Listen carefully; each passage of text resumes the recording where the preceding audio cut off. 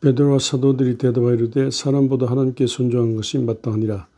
너희가 나무에 달아 죽인 예수를 우리 조상의 하나님이 살리시고 이스라엘에게 회개케 함과 죄 사함을 주시렸고 그를 오른손으로 높이사 영광과 구주를 삼으셨느니라. 우리는 이 일의 증인이요 하나님이 자기에게 순종하는 사람들에게 주신 성령도 그러하니라. 아멘. 이제 베드로 사도들이 이제 감옥에 갔다가 하나님의 도우심으로 풀려나서 그리스도 예수의 복음을 전하는데 또 잡혀갔어요. 그래서 앞으로 절대로 예수의 십자가 부활 얘기 하늘나라 말씀 전하지 말라고. 그러니까 베드로와 사도들이 우리는 당신들에게 순종하지 않습니다. 우리를 세우신 부르신 예수 그리스도를 부르신 하나님께 순종합니다. 왜 사람한테 순종합니까? 하나님께 순종합니다. 이렇게 말했습니다. 평생에 우리도 이렇게 사람에게 순종하지 말고 하나님께 순종한 삶을 살아야 되겠습니다. 제가 목사가 돼서 이제 시골 교회 가려고 하는데 제 장인 어른 장인 장모가 아니 목사가 가난한데 그것도 시골 교회 가서 가난한데 뭘 먹고 사느냐고 돈도 없는데 무슨 교회 시골 교회 가서 목회하느냐고. 그때 마침 부동산이 잘 됐어요. 장인 어른이 이 사람도 부족하니까 같이 좀 일하시고 부동산 사업하자고. 엉뚱한 제의를 받았는데 제가 거절했습니다. 나는 굶어 죽어도 교회 성경, 66권 성경 말씀을 중심해서 교회에 목사일 하다가 아직 목사가 됐는데 목사일 하다가 하나님께 가는 거지 안 합니다. 속으로는 사탄을 물러가라. 사탄을 물러가라.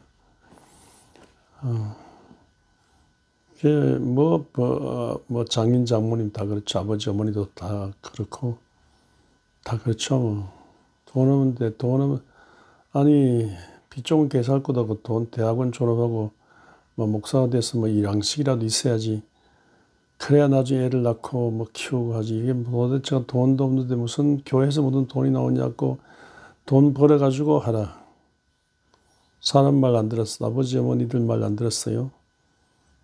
주님의 말씀 듣고 이렇게 가더나 정말 가는데 뭐 현장에 정말로 뭐 어디 교회 보조 받고 살더라. 그 보조 끊고 제가 사는데 뭐 돈도 없어요. 그냥 성미와 그 당시 성미 쌀을 이제 밥할 때마다 쌀을 모아가지고 교회 바쳐. 막 성미만 있고 교회 바치면 이제 목사 식탁을 오르는 거죠. 성미가 있고 된장 김치만 있으면 된다고. 그러면서 이제 정말 그리고 11조를 강조하면 교인들이 안 나온다 그래요. 안 나온 건데 나는 그냥 11조 성경에 뭐 월정 주장 있는 게 아니라 11조 나는 11조 나도 11조 바칠 테니까 이러면 11조 바치라고. 그러면서 뭐 부모 말 듣지 않고 하나님께 순종하며 교회 목회를 시작했고요. 11조 바치면 교회 안 된다는 말 하는데 뭐 성경이 있는 거니까 성경이 있는 대로 11조 하자고. 나도 할 테니까 하자고. 그렇게 하면서 목회를 시작했어요. 그 고집으로 인할 때가 어떤 세상 일보다도 먼저 하나님의 나라와 그 일을 구하면서 살아왔는데 하나님께서 일마다 때마다 고비마다 도와주셔가지고 오늘 여기까지 이르렀습니다. 어느 교회든지 다 11조 반대예요. 아니 교회 이건 당회 뭐 재직회 그건 아니고 성경에 있는 거니까.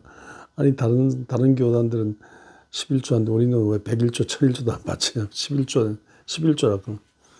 그렇게 하고 고집어 가는데 하나님께서 정말로 되게 하시고 풍성한 11조 하게 하시고 11조 춤바춤으로 교회가 30배, 60배, 100배로 불어나고 또 성도들이 크게 주목받는 걸 봤습니다.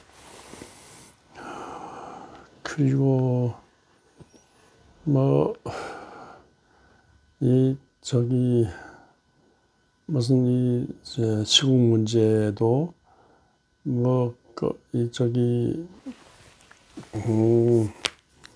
경상도는 거기 찍어야 된다.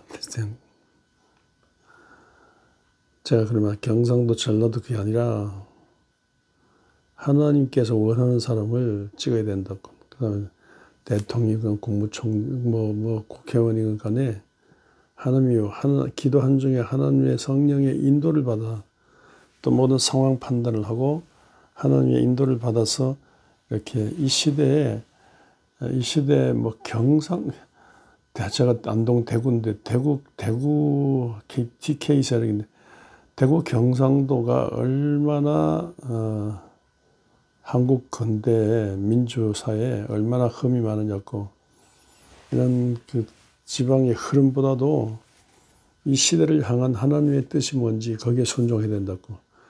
그렇게 저는 가고 그렇게 또 설교도 하고 그랬는데 그렇게 해서 하는 저로 말미암아 말썽도 많았지만 저는 언제든지 이렇게 하나님이 원하는 것은 군부 독재 정권이 아니고 하나님이 원하는 건 민주주의다. 민중 속에 하나님의 뜻이 있으니까 민중을 위한 민중의 민주정부 그쪽 방향을 잡고 살아왔습니다. 이제 그렇기 때문에 많은 욕도 먹죠.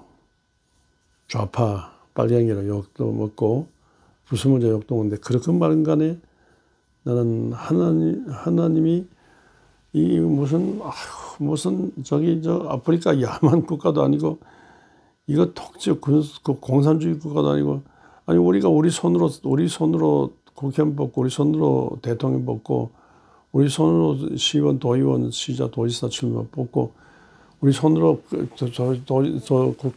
교육감 뽑고 이거 얼마나 좋습니까?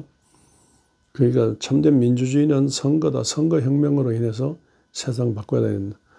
그렇게 하면서 민주주의 직접 선거 외치고 또 군부 독재 정권 물리치고 민주주의로 가득한 땅이 되도록 그렇게 그것이 나는 하나님의 뜻이라고 봅니다. 그렇게 고집했는데 제가 많은 욕을 먹죠. 욕을 먹건 간에 하나님이 원하시는 건 이거다. 이렇게 생각하면서 살았습니다. 정말로 이 세상의 풍조라든가 세상 사람들이 원하는 세상을 강요하는 그런 걸로 살면 안 되고요. 너희는 이 세대를 본받지 말고 이 세대를 본받지 말고 마음이 새롭게 변화를 받아 하나님의 선하시고 온전하시고 기쁜 무슨 분별을 하도록 하라 했지 않습니까? 이 세상 상 분별해서 정말로 하나님의 뜻에 순복하면서 사는 것이 중요합니다. 하나님의 뜻에 순복하는 삶을 살아야만이 내 뜻을 꺾고 하나님의 뜻을 따라 순종하는 삶을 살아야만이 하나님의 자기에게 순종하는 사람들에게 주신 성령도 이렇게 살아야만이 성령도 우리 가운데 오셔서 우리로 하여금 온전한 하나님의 사람 되고 하나님 일을 하게 하십니다.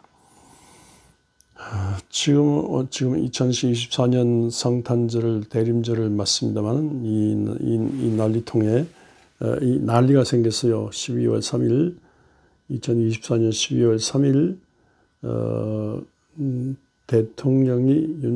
윤 대통령이 밤중에 전방에 강한 공수부대 작전 공수부대 북한에 투입돼도 괜찮을 공수부대 김정은 목을 따도 괜찮을 그런 강력한 부대를 헬리콥터로 실어와서 국회를 점령하고 국회의원들 체포하고 국회를 완전히 마비시키고 그래서 중요 의원들만 반대한 사람 다 때려 체포하고 저 과천에 수용소 넣고 그래서 새로운 윤 대통령 나름대로의 새 시대를 열렸고 혹은 장기 집권도 하고 대통령 마음대로 하는 그런 시대를 열렸고 그렇게 했는데 6시간 만에 다 끝났어요.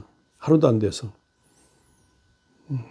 얼마나 국회에 막 밤중에 시민들이 달려들고 국회에 달려들고 또 국회의원 편에 서고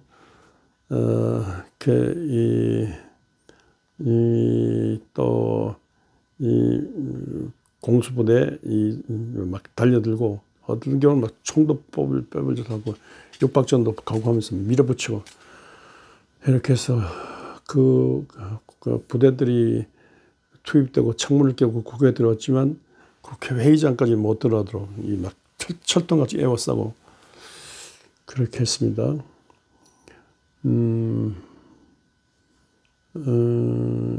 이렇게 이게 말이 아니지 않습니까?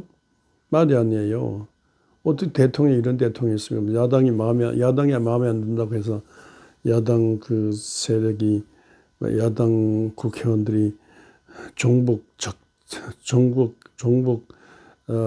이 반국가 세력 범죄 집단 자기는 정의로운데 이것들은 다 불의한 것들이고 막 검찰 당 책임자 검사 당시에 죄인들 잡듯이 죄인들 해가지고 범죄 집단 이게 막 나라를 망칠 세력이래. 나라를 망칠 이놈의 세력들 잡아쳐놔야 자기 나라에 새롭게 출발한다 건데 근데 대통령이 뭐 지지율도 10%, 20% 수준인데 그런 수준 가지고 이게 꼭 과학 속에 뭐 동화 속에 나오는 그런 이런 게임 같은 식으로 말할 수 없죠. 그렇게 이제 점령하려고 그랬는데 실패했어요.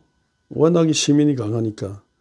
그렇다고 해서 시민들을 다 죽이면서 군인들이 시민을 죽이면서 피투성이 만들어가지고 국회를 어떻게 할 수는 없지 않습니까? 그래서 이제 국회 부결됐기 때문에 이제 끝났는데 6시간 만에 끝났는데 이거 책임을 져야 돼요.